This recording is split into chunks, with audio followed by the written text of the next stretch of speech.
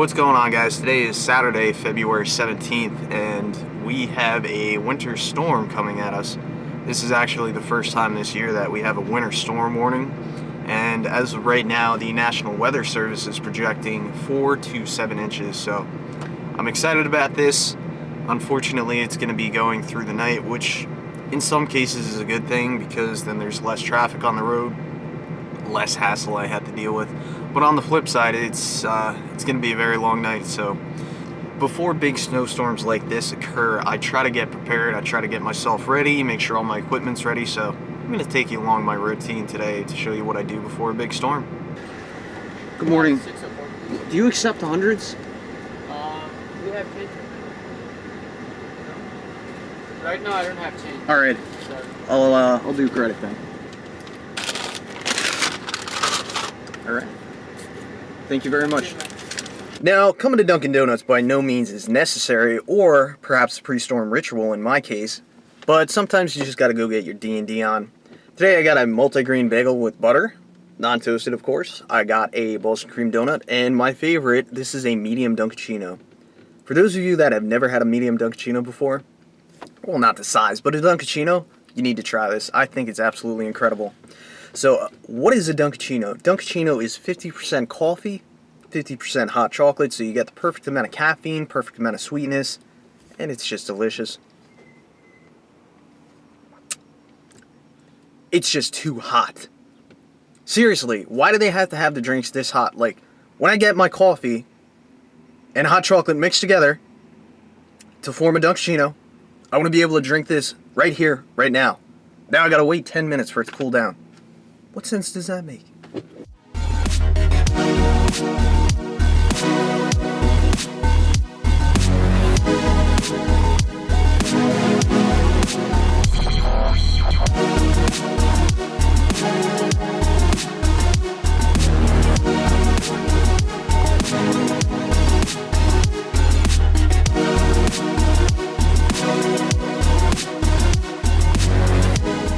Now, something else I like to do before every storm is go fill up my tanks, no matter how high or low they are, because you never know how long you're going to be out there, and it's a good feeling to know that your tanks are topped off. I have the camera on the side window, though, so I've never really filmed people like this. This will be interesting to see if this gas station attendant notices the camera, and then if he says anything, so should be interesting.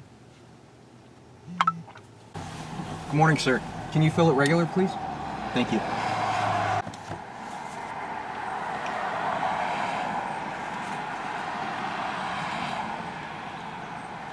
Thank you.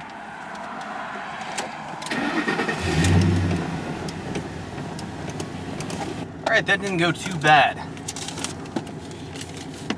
Sometimes at a lot of these gas stations, I kind of have trouble trusting the staff because you never know who they're really going to hire.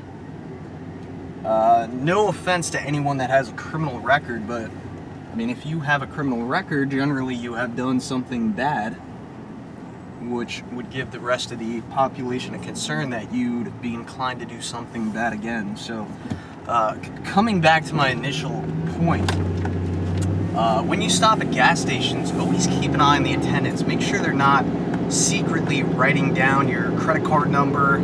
I have little spot mirrors on my mirrors, like wide-angle round mirrors, and I always keep an eye on them because you never know who might be out there trying to steal your credit card information. So, just thought I have.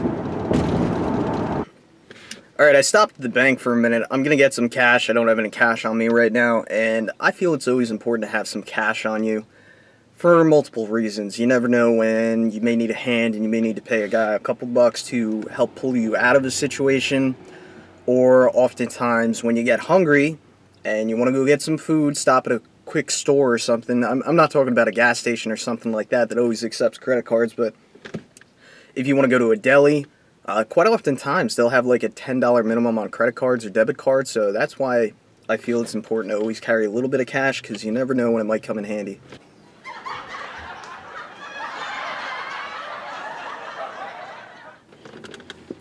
I got your money right here. This is the main reason why we snowplow.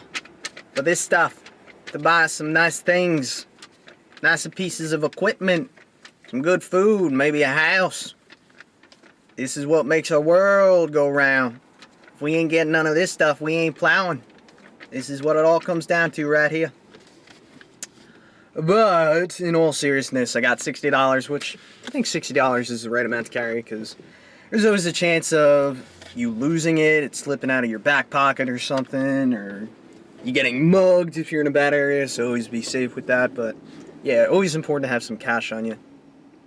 Now, I gotta go to the supermarket and go get some healthy items to get me through the storm. Let's go!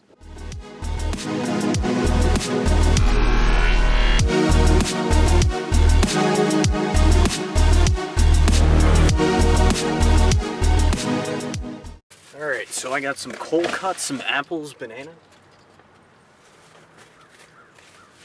Some milk, not really for the snowstorm, much needed.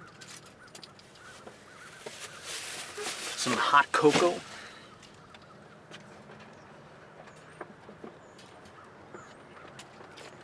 And I really try not to drink Coca-Cola. This really isn't for me. It's more for my sister. I'm trying to be a nice brother.